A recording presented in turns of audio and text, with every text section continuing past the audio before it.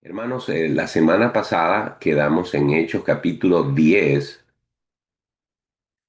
y específicamente nos habíamos quedado en el versículo 6, donde el ángel le decía específicamente a Cornelio: este posa en casa de cierto Simón Curtidor que tiene su casa junto al mar. Él te dirá lo que es necesario que hagas. Y resaltábamos que este era el propósito por medio del cual eh, Cornelio se iba a enterar de parte de Pedro lo que le hacía falta hacer. ¿Alguien podría recordarme por qué el ángel le dice lo que es necesario que hagas, tomando en cuenta que Cornelio era un hombre aparentemente piadoso, en lo que dice el texto, un hombre temeroso de Dios, un hombre que hacía limosnas, un hombre que tenía favor con todo el pueblo, un hombre que oraba 3 veces al día? Todo indica que era un buen hombre. Pero ¿por qué le era necesario hacer algo? ¿Alguien recuerda dónde quedamos con respecto a eso?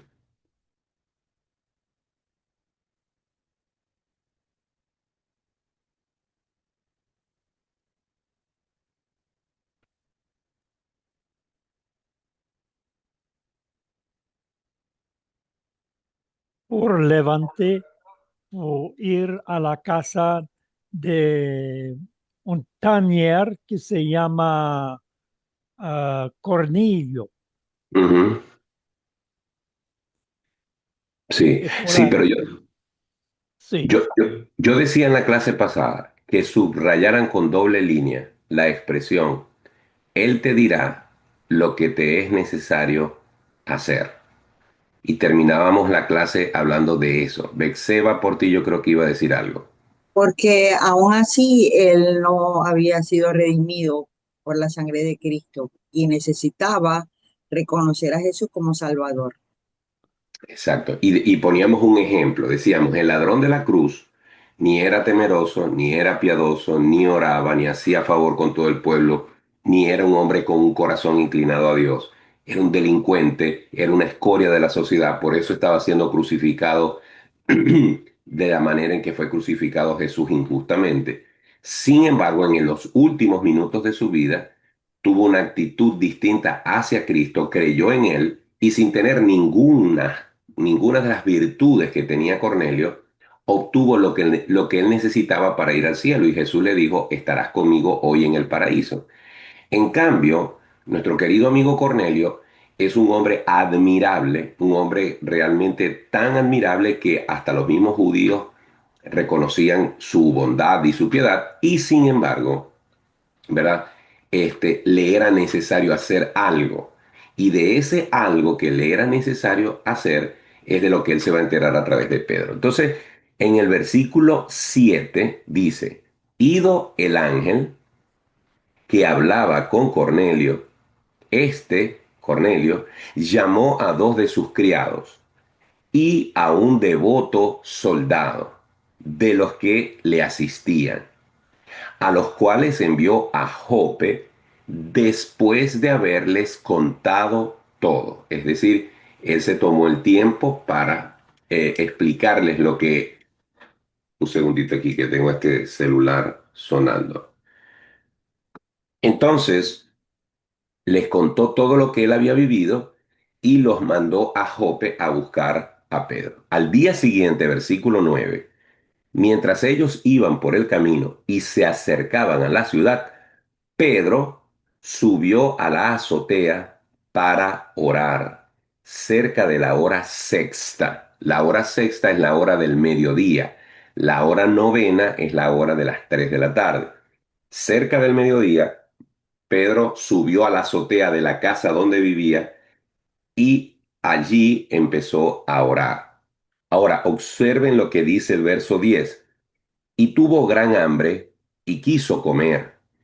Pero mientras le preparaban algo, le sobrevino un éxtasis, y vio el cielo abierto, y que descendía algo semejante a un gran lienzo, que atado de las 4 puntas era bajado de la tierra, en el cual había de todos los cuadrúpedos terrestres y reptiles y aves del cielo. Y le vino una voz: levántate, Pedro, mata y come. Entonces Pedro dijo: Señor, no, porque ninguna cosa común o inmunda he comido jamás. Primero, vemos cómo Lucas, de una forma magistral, por supuesto inspirado por el Espíritu Santo, nos deja en una escena y nos lleva a otra escena. Dice, mientras que iban por el camino, entonces, si esto fuera una película, la cámara se va a otra casa, la escena cambia drásticamente y vemos a Pedro subiendo a la azotea de la casa donde habitaba y entran, y estando en ese lugar empieza a orar, pero Pedro lucha también con su cuerpo. Era la hora del mediodía, tenía hambre, posiblemente no había desayunado, no lo sabemos. Lo cierto es que tenía hambre y en medio de esa mezcla de un encuentro espiritual, pero también de una necesidad física, surge este éxtasis por medio del cual él tiene una visión. Y en esa visión le es mostrado en un lienzo que es bajado como una sábana. Imagínese usted que toma una sábana por una punta, por otra punta, otra persona por aquí, otra persona por allá, y la sábana baja o el lienzo baja. Y cuando él mira dentro del lienzo, consigue que hay de todos los cuadrúpedos terrestres, de todos los reptiles y de todas las aves. Esto significa que entre los animales que estaban, los reptiles y las aves que estaban allí, habían cosas que un judío jamás comería, bajo ninguna circunstancia, porque le eran o le resultaban animales inmundos en base a las leyes judías. Entonces, como consecuencia de esto, Pedro oye una voz que le dice, mata y come. Evidentemente era una visión. Todo lo que Pedro hiciera o no, no era algo físico, era simplemente una visión, pero hay una orden explícita de parte de esta voz. Ahora, interesante que Pedro identifica esta voz como la voz del Señor, no como la voz de un ángel, no como su propia conciencia, sino que cuando él oye la voz, la identifica como la voz del Señor. Pero lo interesante es que a pesar de que él la ve como la voz del Señor, nuestro querido Pedro, en concordancia con esa personalidad que lo ha caracterizado siempre, se atreve a decirle al Señor que no. El Señor le está dando una orden específica y su costumbre judía, su paradigma judío de que hay animales inmundos, lo lleva a contradecir la orden del Señor. Lo cual nos recuerda que Pedro sigue teniendo ese carácter recio, duro, fuerte, que lo caracterizó mucho en ese tiempo en el cual estuvo bajo el discipulado de Cristo. Una vez más, cuando él dice, no, Señor, porque ninguna cosa inmunda he comido jamás.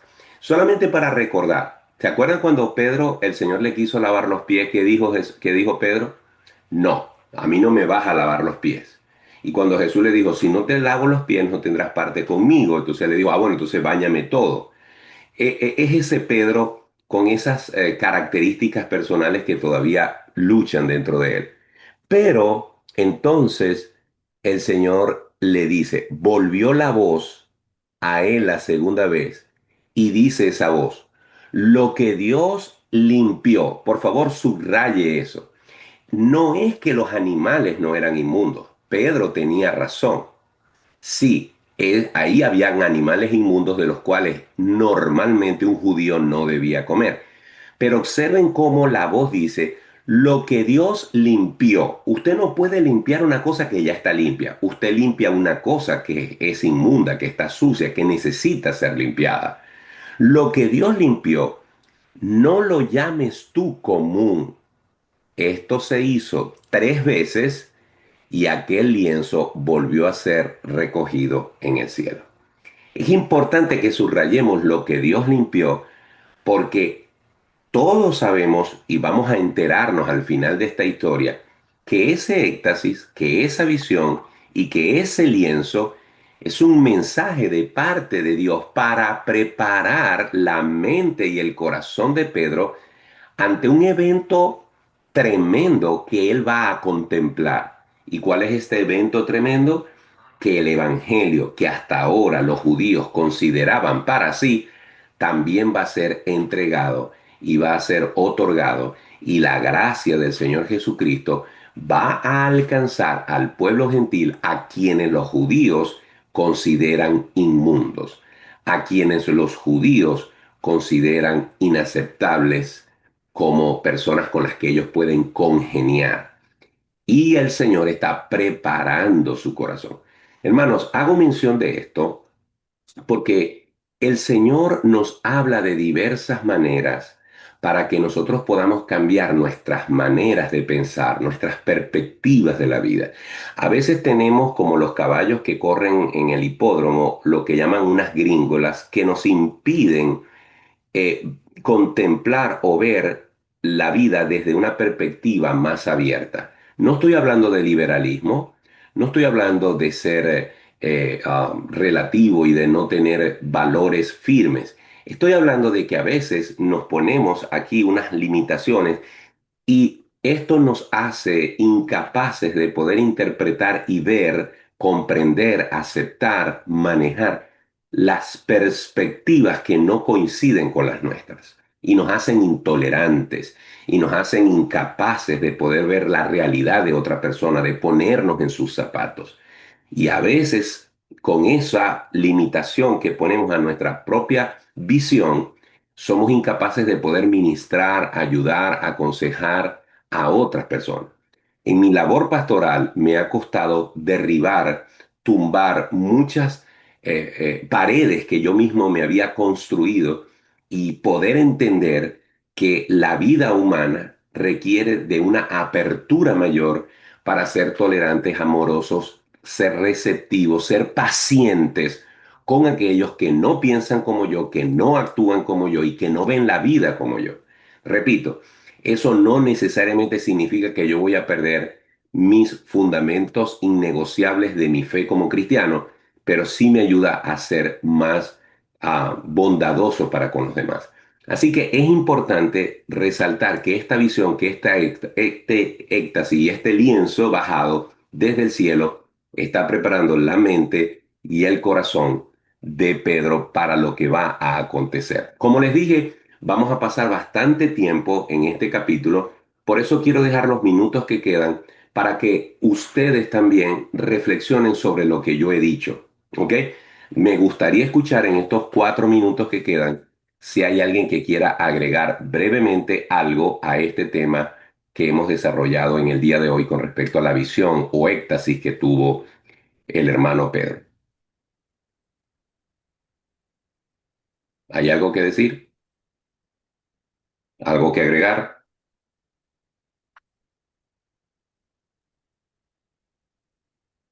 Pastor, Adelante, Mariela. siempre muchos cristianos se han eh, tomado esta parte, ¿no? Eh, de los diferentes tipos de alimentos eh, para usted sabe, crearse una serie de Mm. barreras, también barreras mentales. Entonces, que usted nos explicara brevemente por qué Dios utiliza animales para hablarle a Pedro específicamente, ¿Por qué utiliza animales para? para hablarle a Pedro.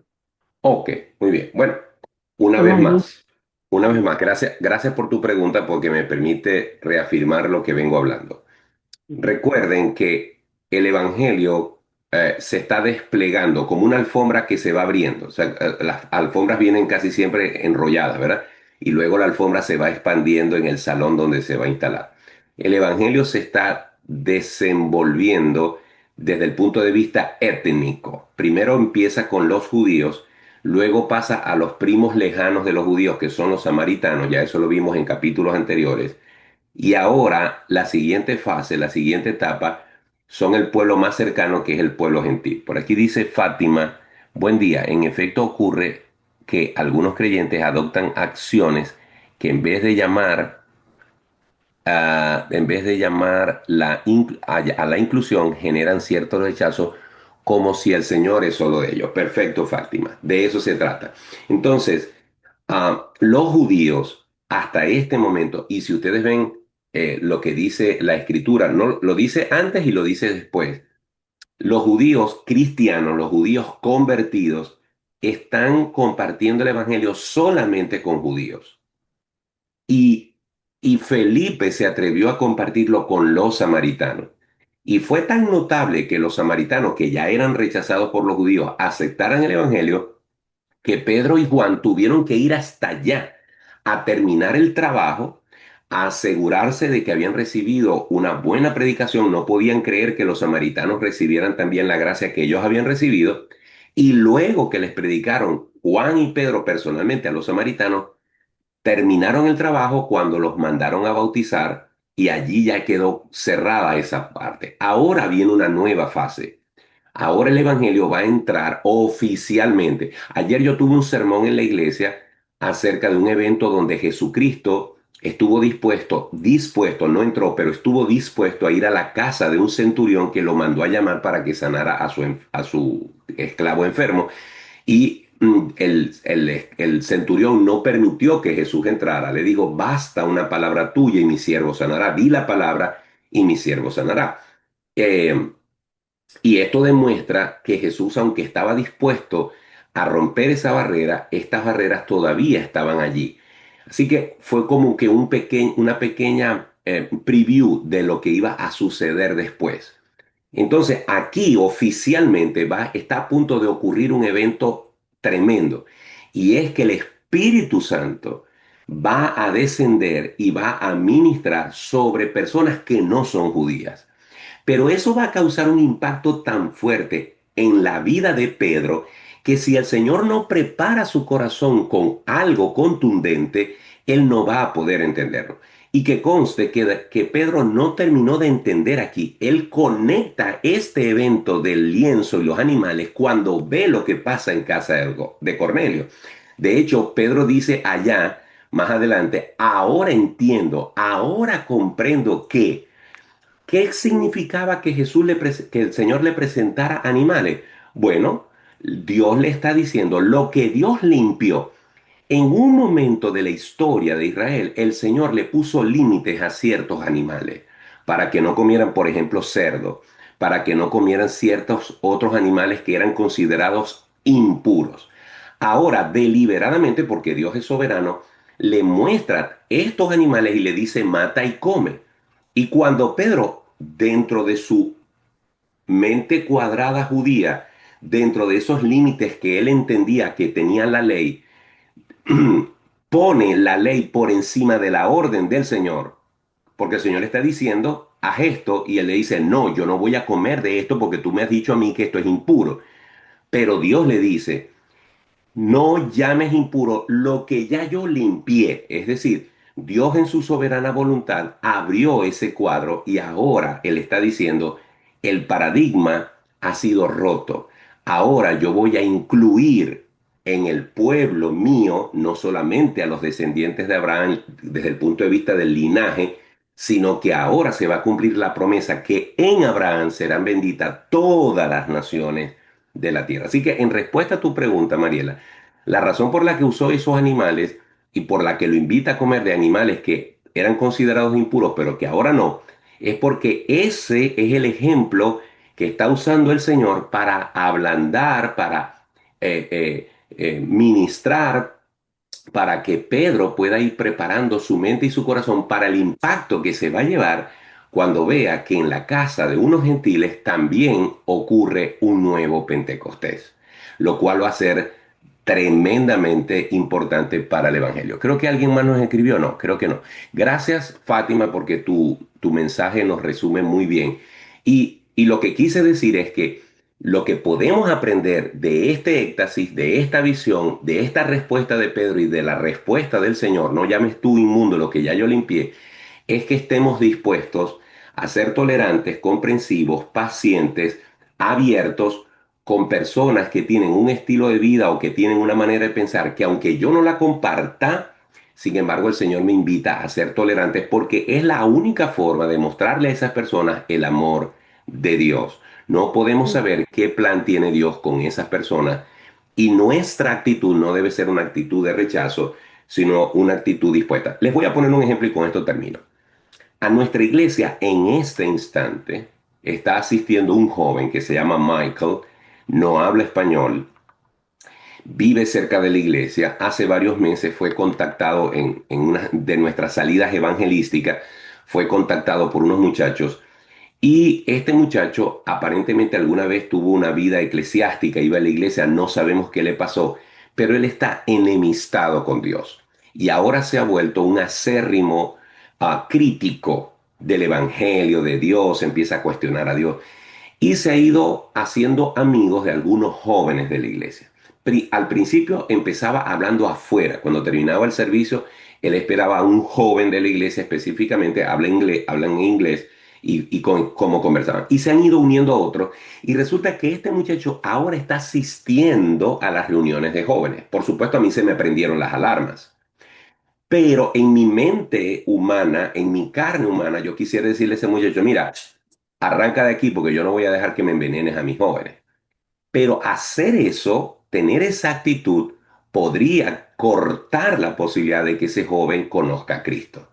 Entonces, he sido paciente, he estado hablando con los jóvenes, los he estado poniendo al tanto. Ayer hablé con la líder de los jóvenes, anoche hablé con otros dos jóvenes y los he estado poniendo. No le vamos a oír a este joven, vamos a confrontarlo, vamos a darle una oportunidad, vamos a amarlo, vamos a mostrarle el amor de Cristo.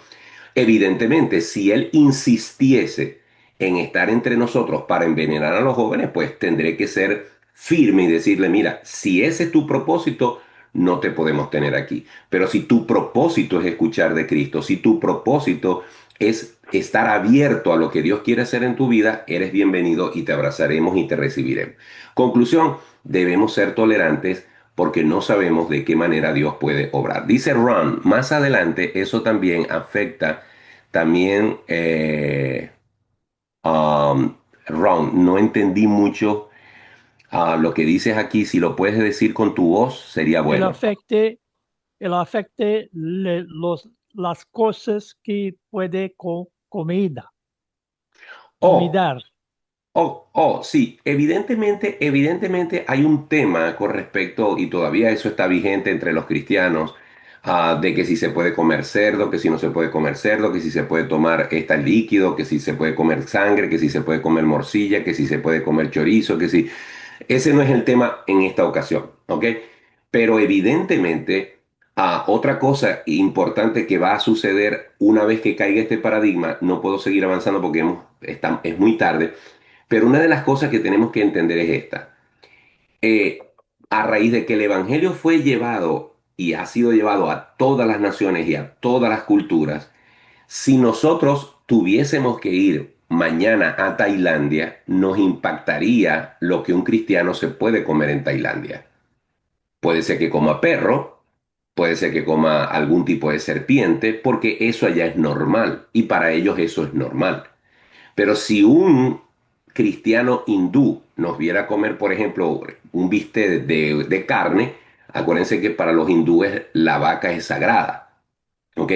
Entonces, en un evangelio que se está expandiendo por el mundo, las limitaciones sanitarias con respecto a ciertos alimentos iban a ser un estorbo, porque no todos ven la alimentación de la misma manera. Por ejemplo, el hermano Oney comió con nosotros ayer aquí en casa e hizo algo que yo jamás me tomaría, hizo un batido de aguacate.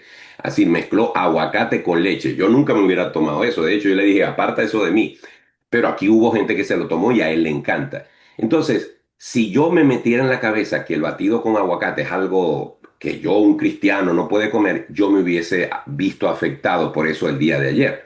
Pero simplemente es un asunto de gustos. Así que también, de alguna manera, el comer ciertas comidas va a tener un impacto en el Evangelio porque el Evangelio a nivel global va también a estar enmarcado en las costumbres que tiene cada pueblo. Dice por aquí Denis, creo que la visión de los animales en el mundo era más del mensaje de adentro hacia afuera, es decir, que era solo para los cristianos, sino para todos. Exacto.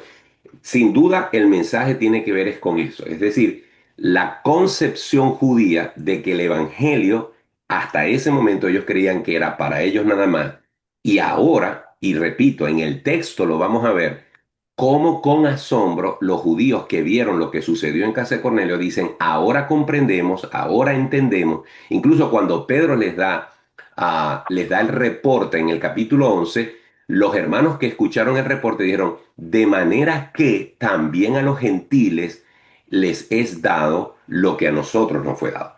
Bien, hermanos, pero son las 6:39 y sé que hay gente que tiene que ir a trabajar.